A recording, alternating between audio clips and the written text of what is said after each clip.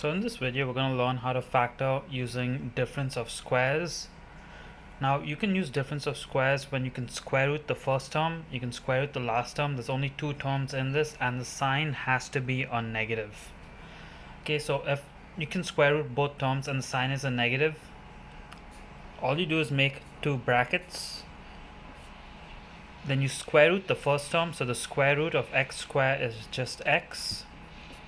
The signs are always plus and minus opposites, and you can write it whichever way, it doesn't matter.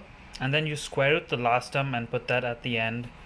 So my solution for this one is x plus 3, x minus 3. If you expand this back out, you will get the question again and the middle terms will cancel off. That's pretty much difference of squares. So I'm going to show you a lot of different examples you can get in this. And typically it's a one-step question, sometimes two, but you can do it generally pretty quick. So this one here, it's just x plus 7, x minus 7, pretty easy. Square root of 25x squared, that's 5x plus 4, 5x minus 4. Same thing with this one, we can square root both terms, so that's 8x plus 1, 8x minus 1. This one we actually cannot factor because the sign is a plus, so the sign has to be a minus if you want to use difference of squares. This one here we can do, both terms are square rootable, it's a minus, so x plus 10y, x minus 10y.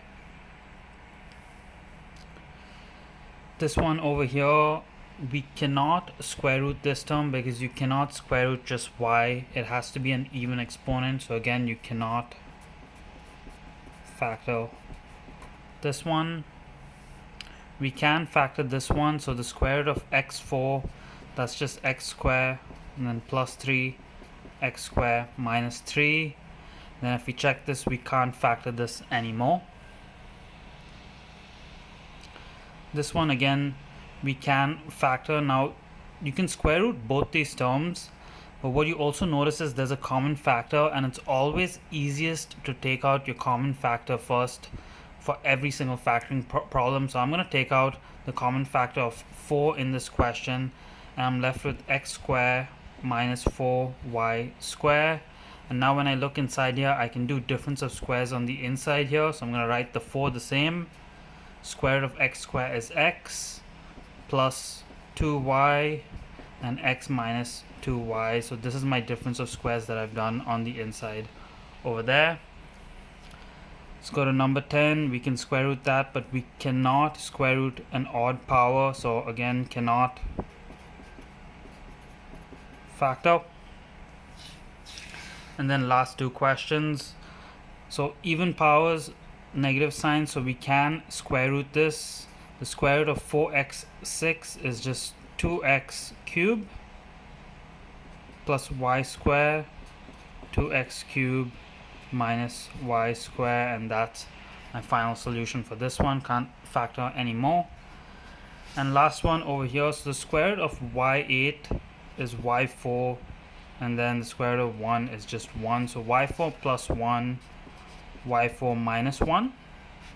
But if I look at this solution here, I can actually factor this one again by difference of squares. So I'm going to write the first one the same. You can't change the first one. You cannot factor it.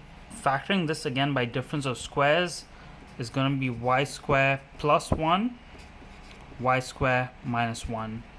And now again, if I look at my final solution, I cannot factor this, I cannot factor this. They both have plus signs. But again, if I look at this one, I can factor this last one again.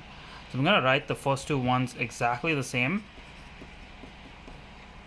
And now I'm going to factor this final one over here. So that is going to be y plus 1, y minus 1, and that is my final solution. I cannot factor anymore.